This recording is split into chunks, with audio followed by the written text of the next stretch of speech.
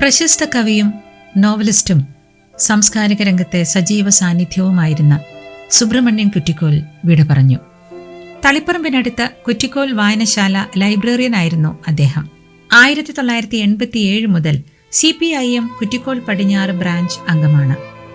7 പതിറ്റാണ്ടിലധികം നീണ്ട തന്റെ ജീവിതയാത്രയ്ക്കിടയിൽ നാടകം, ബാലസാഹിത്യം, നോവൽ, കവിത, ഖണ്ഡകാവ്യം എന്നീ സാഹിത്യശാഖകളിലായി നിരവധി കൃതികൾ മലയാള ഭാഷയ്ക്ക് സംഭാവന നൽകിയ എഴുത്തുകാരനാണ് സുബ്രഹ്മണ്യൻ കുറ്റിക്കോൽ. മലയാള സാഹിത്യരംഗത്ത് വളരെയേറെ സംഭാവനകൾ നൽകിയിട്ടുള്ള വലിയ എഴുത്തുകാരനാണ് ശ്രീ സുബ്രഹ്മണ്യൻ കുറ്റിക്കോൽ. ഏതാണ്ട് 2.5 പതിറ്റാണ്ടുകൾക്ക് മുമ്പാണ് സുബ്രഹ്മണ്യൻ കുറ്റിക്കോലിനെ പരിചയപ്പെടുന്നത്. മികച്ച പുസ്തകങ്ങൾ തേടിയുള്ള യാത്രയാണ് എന്നെ കുറ്റിക്കോൽ വായനശാലയിലേക്ക് എത്തിച്ചിട്ടുള്ളത്. അന്ന് ലൈബ്രറിയനായിരുന്ന സുബ്രഹ്മണ്യൻ കുറ്റിക്കോലുമായി അടുത്ത സൗഹൃദം സ്ഥാപിക്കുന്നതിനു വേണ്ടി സാധിച്ചിട്ടുള്ളത്. പിന്നീടുള്ള നീണ്ട വർഷക്കാലം വളരെയധികം സ്നേഹത്തോടുകൂടി പെരുമാറിയിട്ടുള്ള ഒരു നല്ല മനസ്സിൻ്റെ ഉടമയാണ് മണിയേട്ടൻ. നോവൽ സാഹിത്യത്തിലും കവിതയിലും നാടകത്തിലും ഖണ്ഡകാവ്യത്തിലുമെല്ലാം നിരവധിയായിട്ടുള്ള രചനകൾ നടത്തി അസാമാന്യമായ പ്രതിഭാവിലാസത്തോടുകൂടി ജീവിച്ചിട്ടുള്ള അതുല്യ വ്യക്തിത്വമാണ് സുബ്രഹ്മണ്യൻ. ഒരു കാലത്ത് കേരളത്തിലെ യൗവനങ്ങളെ ത്രസിപ്പിച്ചിട്ടുള്ള പടപ്പാട്ടുകൾ അദ്ദേഹം എഴുതുകയുണ്ടായി. 1970കളിലും 80കളിലും അദ്ദേഹം രചിച്ചിട്ടുള്ള പടപ്പാട്ടുകൾ കേരളത്തിലെ യുവതയെ വളരെയധികം സ്വാധീനിച്ചിട്ടുള്ള പാട്ടുകളായിരുന്നു. അക്കാലത്തെ യുവത ആ പാട്ടുകൾ പാടി നടന്നിരുന്ന ഒരു കാലം തന്നെ ഉണ്ടായിരുന്നു. അതോടൊപ്പം കാലിക പ്രസക്തിയുള്ള വിഷയങ്ങളെക്കുറിച്ച് വളരെ ശ്രദ്ധേയമായിട്ടുള്ള രചനകൾ അദ്ദേഹം നടത്തുകയുണ്ടായി. അദ്ദേഹത്തിൻ്റെ പാറ എന്നുള്ള പറയുന്ന നാടകം വളരെ ശ്രദ്ധയാകർഷിച്ച ഒരു നാടകമായിരുന്നു. അതുപോലെ തമോഗർത്തം എന്ന് പറയുന്ന അദ്ദേഹത്തിൻ്റെ ഒരു കൃതിക്ക് അവതാരിക എഴുതി നൽകിയിട്ടുള്ളത് കേന്ദ്ര സാഹിത്യ അക്കാദമിയുടെ പുരസ്കാര ജേതാവും പ്രശസ്ത വിവർത്തകനുമായിരുന്ന ശ്രീ C. രാഘവൻ മാസ്റ്ററാണ്.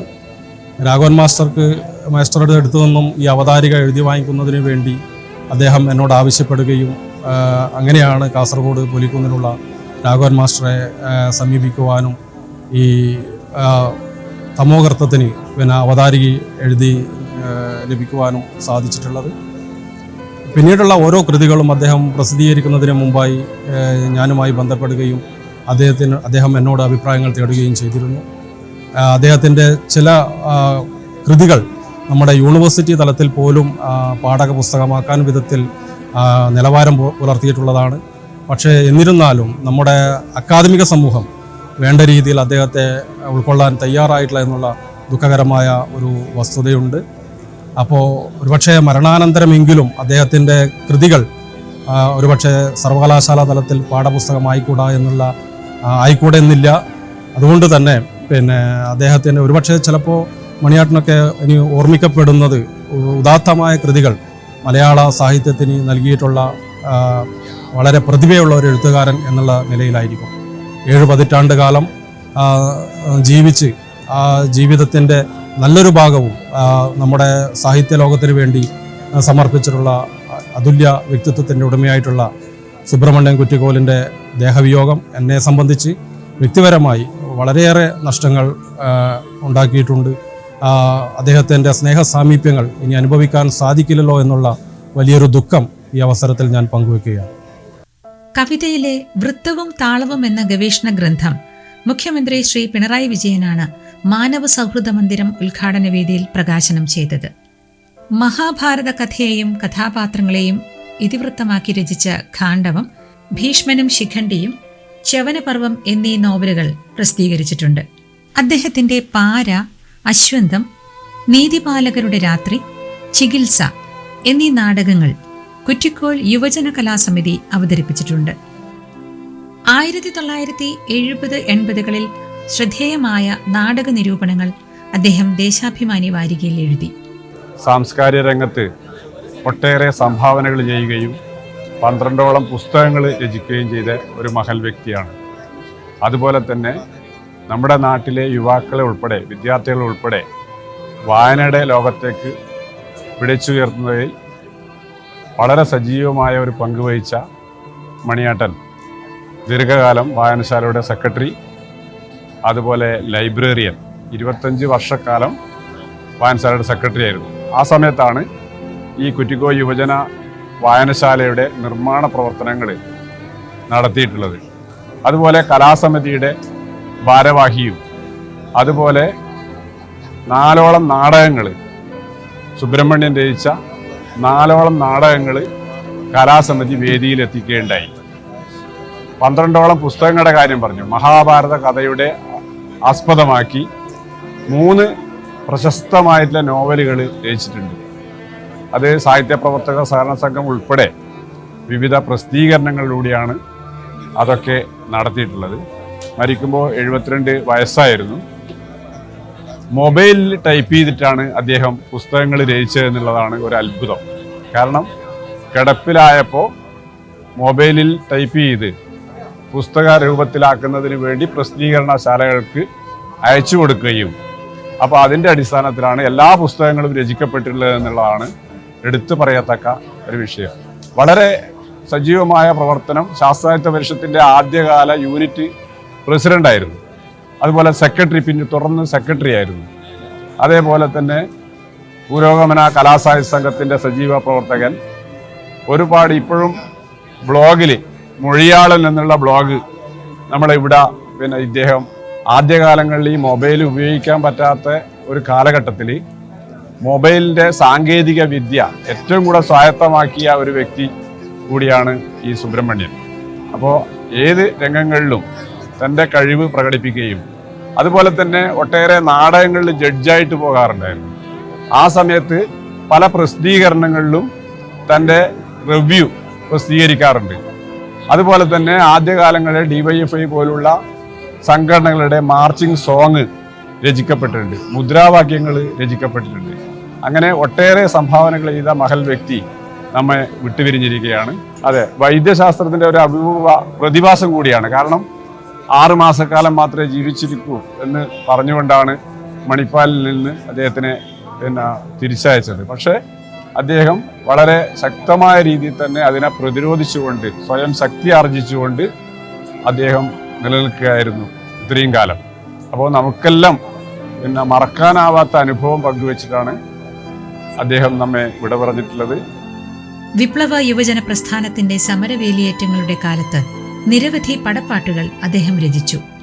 കേരളം മുഴുവൻ യുവത ആ പാട്ടുകൾ പാടി നടന്നു. അരുണതാരത്തിൽ ഇടിമുഴങ്ങുന്നു, വിയർപ്പിന്റെ നീർത്തുള്ളി കൊണ്ടീ വിശപ്പിന്റെ തീ കെടുത്തുന്നവർ ഞങ്ങൾ, പഴമകൾ പണിഞ്ഞു തന്ന തുടൽ തകർത്തെറിഞ്ഞിടാൻ തുടങ്ങിയ ഗാനങ്ങൾ യുവാക്കളുടെ സിരകളിൽ അഗ്നി പടർത്തിയ കാലമുണ്ടായിരുന്നു.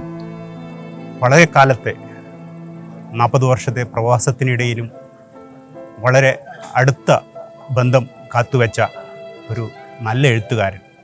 അദ്ദേഹത്തിൻ്റെ വയ്യായ അവസ്ഥയിൽ പോലും നിരവധി എഴുത്തുകൾ നമ്മളെയൊക്കെ അതിശയിപ്പിച്ചുകൊണ്ട് അദ്ദേഹം സൃഷ്ടിക്കുകയുണ്ടായി. അതൊക്കെ മലയാള ഭാഷയ്ക്ക് കിട്ടിയ ഏറ്റവും മൂല്യമത്തായ കൃതികളാണ്. പാര പോലുള്ള കൃതികൾ വായിച്ച് മഹാഭാരത ചരിത്രം, നമ്മുടെ പുരാണ ഇതിഹാസങ്ങൾ അദ്ദേഹത്തിൻ്റെ ഭാഷയിൽ അദ്ദേഹം എഴുതി നമ്മളെ അതിശയിപ്പിച്ച് കൊണ്ടിരിക്കുകയായിരുന്നു. പെട്ടെന്നുള്ള ഈ വാർത്ത കേട്ടപ്പോൾ വളരെയധികം ദുഃഖം തോന്നി. മലയാള ഭാഷയ്ക്ക് ഉണ്ടായ ഒരു വലിയ നഷ്ടമാണ്. ആ ആത്മാവിന് എല്ലാ ആദരാഞ്ജലികൾ അർപ്പിക്കുന്നു. അദ്ദേഹത്തിൻ്റെ കുടുംബത്തിനും എൻ്റെ ദുഃഖം രേഖപ്പെടുത്തിക്കൊണ്ട് ഒട്ടേറെ നാടക മത്സരങ്ങളിൽ ജഡ്ജായി പ്രവർത്തിക്കുകയും പത്രമാധ്യമങ്ങളിൽ നിരൂപണങ്ങൾ പ്രസിദ്ധീകരിക്കുകയും ചെയ്തു. കോൽക്കളി, പൂരക്കളി എന്നിവയ്ക്ക് ആനുകാലിക വിഷയം ഉൾപ്പെടുത്തി പുതിയ പാട്ടുകൾ അദ്ദേഹം രചിച്ചിട്ടുണ്ട്. സുബ്രഹ്മണ്യന്റെ കവിതകളിൽ ചേക്കേറുന്നത് വാക്കല്ല ദർശനമാണ് എന്ന് അദ്ദേഹത്തിന്റെ അകമുറിവുകൾ എന്ന കവിതാ സമാഹാരത്തിന് വിവർത്തകനും കേന്ദ്ര സാഹിത്യ അക്കാദമി അവാർഡ് ജേതാവുമായ C. രാഘവൻ അവതാരികയിൽ എഴുതി. ശാസ്ത്ര സാഹിത്യ പരിഷത്ത്, പുരോഗമന കലാസാഹിത്യ സംഘം, ഗ്രന്ഥശാല സംഘം, കുറ്റിക്കോൽ യുവജന വായനശാല സെക്രട്ടറി, ലൈബ്രറിയൻ എന്നീ നിലകളിൽ അദ്ദേഹം പ്രവർത്തിച്ചു. കുറ്റിക്കോലിലെ സാംസ്കാരിക രംഗത്തെ വളരെ പ്രഗത്ഭനായ വ്യക്തിത്വമാണ് ശ്രീ സുബ്രഹ്മണ്യൻ കുറ്റിക്കോൽ. മലയാള സാഹിത്യ രംഗത്ത് വളരെ മികച്ച സംഭാവനയാണ് സുബ്രഹ്മണ്യം കുറ്റിക്കോൽ നിർവഹിക്കപ്പെട്ടിട്ടുള്ളത്. 12ഓളം പുസ്തകങ്ങൾ സുബ്രഹ്മണ്യം കുറ്റിക്കോൽ എഴുതി ഇവിടെ പുസ്തകമായിട്ട് പ്രസിദ്ധീകരിക്കപ്പെട്ടിട്ടുണ്ട്. കുറ്റിക്കോൽ വായനശാലയുടെ സ്ഥാപകരിൽ വളരെ പ്രമുഖനും അതുപോലെ ഈ വായനശാലയുടെ ദീർഘകാലം ലൈബ്രറിയനായും കുറ്റിക്കോൽ പ്രദേശത്തിനകത്ത് സാംസ്കാരിക രംഗത്ത് വളരെ പ്രധാനപ്പെട്ട സംഭാവനകൾ നൽകുകയും ചെയ്തിട്ടുള്ള വളരെ പ്രധാനപ്പെട്ട വ്യക്തിത്വമാണ് സുബ്രഹ്മണ്യം കുറ്റിക്കോലിനെ സംബന്ധിച്ച്. ആരോഗ്യപരമായ പ്രയാസങ്ങളും വെല്ലുവിളികളും വൈദ്യശാസ്ത്ര രംഗത്ത് വ്യക്തിപരമായി നേരിടേണ്ടി വന്ന സന്ദർഭത്തിലും അതിനെയെല്ലാം തരണം ചെയ്ത് ഈ ഒരു സന്ദർഭത്തിൽ വരെ ജീവിക്കാൻ സാധിച്ചു എന്നുള്ളത് പ്രത്യേകിച്ചും സുബ്രഹ്മണ്യേട്ടനെ സംബന്ധിച്ച് അതിനെയെല്ലാം അതിജീവിക്കാനും മറികടക്കാനുമുള്ള ആത്മധൈര്യവും സുബ്രഹ്മണ്യം കുറ്റിക്കോലിന് ആർജിക്കാൻ കഴിഞ്ഞു എന്നുള്ളതാണ്. കുറ്റിക്കോൽ വായനശാലയുടെ അതിൻ്റെ ഭാഗമായിട്ടുള്ള സാംസ്കാരിക മേഖലയിൽ വളരെ പ്രധാനപ്പെട്ട പങ്ക് സുബ്രഹ്മണ്യം കുറ്റിക്കോൽ നിർവഹിച്ചിട്ടുണ്ട്.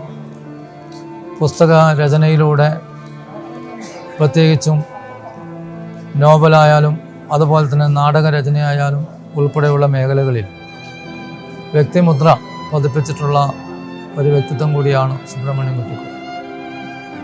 നമുക്കറിയാം, സാഹിത്യ മേഖലക്കകത്ത് ഉൾപ്പെടെ വലിയ പങ്ക് നിർവഹിക്കാൻ സാധിച്ചു എന്നുള്ളതും, എന്നാൽ ഈ ഓരോ ചുമതലകളെല്ലാം നിർവഹിക്കുമ്പോഴും കേരളത്തിലെ തൊഴിലാളി വർഗ പ്രസ്ഥാനത്തിൻ്റെ ഭാഗമായിട്ട് 1980 മുതൽ കമ്മ്യൂണിസ്റ്റ് പാർട്ടി ഓഫ് ഇന്ത്യ മാർക്സിൻ്റെ പാർട്ടി അംഗമായിട്ട് ഈ മരണം വരെ പാർട്ടിയോടൊപ്പം നിന്ന് ഞാൻ വിശ്വസിക്കുന്ന പ്രസ്ഥാനത്തെ നെഞ്ചേറ്റുകയും അതോടൊപ്പം തൻ്റെ രാഷ്ട്രീയ പ്രവർത്തനം അത് സാംസ്കാരിക മേഖലയിലൂടെയുള്ള ഒരു രാഷ്ട്രീയ ഇടപെടലായിട്ട് സുബ്രഹ്മണ്യം കുറ്റിക്കോൽ കൃത്യതയോടുകൂടി കൈകാര്യം ചെയ്യാൻ തയ്യാറാവുകയും ചെയ്തിട്ടുണ്ട് എന്ന് കാണാൻ സാധിക്കും.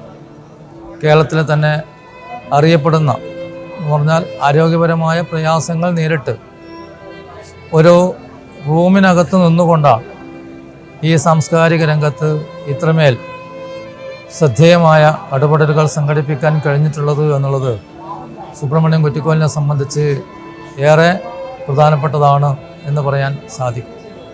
നമുക്കറിയാം, സാംസ്കാരിക മേഖലയിലെ ഇടപെടലുകൾ സാംസ്കാരിക മേഖലയിലെ ഇടപെടലുകൾ വിവിധ തലങ്ങളിലാണ്. ഇവിടെ ലൈബ്രറിയനായി പ്രവർത്തിക്കുന്ന സന്ദർഭത്തിലും കൃത്യതയോടുകൂടി അത് നിർവഹിക്കാൻ, ഏറെ അച്ചടക്കത്തോടുകൂടി അത് കൈകാര്യം ചെയ്യാൻ, അതിൻ്റെ ഭാഗമായി സാംസ്കാരിക മേഖലയിലൂടെ ആളുകൾക്കിടയിലേക്ക് അക്ഷരം പകർന്നു നൽകാൻ, അറിവിനെ അത് കൂടുതൽ ജനങ്ങളിലേക്ക് എത്തിക്കാൻ, അതിൻ്റെ ഭാഗമായി സാംസ്കാരിക മേഖലയിൽ സാമൂഹ്യമായ മുന്നേറ്റത്തിന് ഏറെ നിർണായകമായ ഇടപെടലുകളും നിർവഹിക്കാൻ ശ്രീ സുബ്രഹ്മണ്യം കുറ്റിക്കോലിൻ്റെ പ്രവർത്തന രീതി സഹായകരമായിട്ടുണ്ട്. അത് കുറ്റിക്കോൽ പ്രദേശത്തിനകത്തെ സാംസ്കാരിക മേഖലക്കകത്ത് വലിയ ഉണർവും അതോടൊപ്പം കൂടുതൽ കരുത്തും ആർജിക്കാൻ ഈ പ്രസ്ഥാനത്തിന് സാധിച്ചു എന്നുള്ളതാണ് നമുക്ക് കാണാൻ വേണ്ടി സാധിക്കും. ഒരു പാർട്ടി പ്രവർത്തകൻ എന്നുള്ള നിലയിൽ മറ്റ് സമരങ്ങളിലും പ്രക്ഷോഭങ്ങളിലും എല്ലാം പങ്കെടുക്കാൻ ആരോഗ്യപരമായ പ്രയാസങ്ങളുണ്ടെങ്കിൽ തൻ്റെ വിശ്വാസ പ്രമാണങ്ങളിൽ നിന്നുകൊണ്ട് അതിൻ്റെ ആശയത്തെ മുറുകെ പിടിച്ചുകൊണ്ട് ആശയം ഈ സമൂഹത്തിനകത്ത് സാമൂഹ്യ മാറ്റത്തിന് വേണ്ടി കൃത്യതയോടുകൂടി കൈകാര്യം ചെയ്യുന്ന ഒന്നാണ്, അത് ഈ സമൂഹത്തെ മാറ്റിമറിക്കുന്ന ഒന്നാണ് എന്ന തിരിച്ചറിവും അതോടൊപ്പം അതിൽ അടിയുറച്ച് നിന്നുകൊണ്ട് തൊഴിലാളി വർഗ രാഷ്ട്രീയത്തെ മുൻകൈയോടുകൂടി മുൻനിർത്തിക്കൊണ്ട് പ്രവർത്തിക്കാനും ശ്രീ സുബ്രഹ്മണ്യം കുറ്റിക്കോൽ തയ്യാറായി എന്നുള്ളത് പ്രത്യേകമായ ഒന്നായിട്ട് നാം കാണുകയാണ്. തീർച്ചയായും ഇവിടെ ലൈബ്രറിയനായിട്ട് പ്രവർത്തിക്കുന്ന സന്ദർഭത്തിൽ ആരോഗ്യപരമായ പ്രയാസങ്ങൾ സങ്കീർണമായപ്പോൾ പ്രത്യേകിച്ചും നടന്ന് വായനശാലയിലെത്താൻ കഴിയാത്ത സാഹചര്യത്തിലും പിന്നീട് വാഹനത്തിലും ദീർഘകാലം ഒരു ചുമതല നിർവഹിച്ചു പോകാൻ ശ്രീ സുബ്രഹ്മണ്യം കുറ്റിക്കോൽ തയ്യാറായിട്ടുണ്ട്. എന്നാൽ തുടർന്ന് വീട്ടിനകത്ത് തന്നെ കിടക്കയിൽ കടന്നുകൊണ്ടാണ് ഈ കേരളത്തിലെയും ലോകത്താകെയുമുള്ള സാംസ്കാരിക മണ്ഡലത്തിൽ തൻ്റെ വ്യക്തിമുദ്ര പതിപ്പിച്ചുകൊണ്ട് ഒട്ടേറെ സംഭാവനകൾ നിർവഹിക്കാൻ ശ്രീ സുബ്രഹ്മണ്യൻ കുറ്റിക്കോലിന് കഴിഞ്ഞിട്ടുള്ളത്. തീർച്ചയായും അത് ഈ നാടിനെ സംബന്ധിച്ച് സാംസ്കാരിക മണ്ഡലത്തിലും അതോടൊപ്പം പുരോഗമന രാഷ്ട്രീയത്തിനും വലിയ നഷ്ടമാണ് സുബ്രഹ്മണ്യൻ കുറ്റിക്കോലിലൂടെ സംഭവിച്ചിട്ടുള്ളത്. നവമാധ്യമങ്ങളിൽ രാഷ്ട്രീയ സാംസ്കാരിക വിഷയങ്ങളിൽ സജീവമായി ഇടപെട്ടിരുന്ന വ്യക്തി കൂടിയായിരുന്നു സുബ്രഹ്മണ്യൻ. മൊഴിയാളൻ എന്ന ഉപഭോക്തൃനാമത്തിൽ അദ്ദേഹം ബ്ലോഗിൽ സജീവമായിരുന്നു. ജന്മന ഹൃദയവാൽവിന് തകരാറുകളുണ്ടായിരുന്നെങ്കിലും അദ്ദേഹം എല്ലാ രംഗങ്ങളിലും സജീവമായിരുന്നു. ഭൂരിഭാഗം കൃതികളും മൊബൈലിൽ സ്വയം ടൈപ്പ് ചെയ്താണ് പ്രിന്റിങ്ങിന് അയച്ചിരുന്നത്. അച്ഛൻ പരേതനായ പറശ്ശിനി മഠപ്പുര കുഞ്ഞിരാമൻ, അമ്മ പരേതയായ തൈക്കണ്ടി കല്യാണിയമ്മ, സഹോദരൻ ടി രാമകൃഷ്ണൻ. സെപ്റ്റംബർ 9 രാവിലെ 7:51 അദ്ദേഹം അവസാനമായി കുറിച്ചിട്ട വരികൾ: ചങ്കിലോ ചെമ്പരത്തിപ്പൂ, ചെണ്ടുമല്ലികയോ കവിൾ, ചുണ്ടിൽ വാടാമലർത്തോട്ടം, ചേലിൽ നീ ഒരു പൂക്കളം.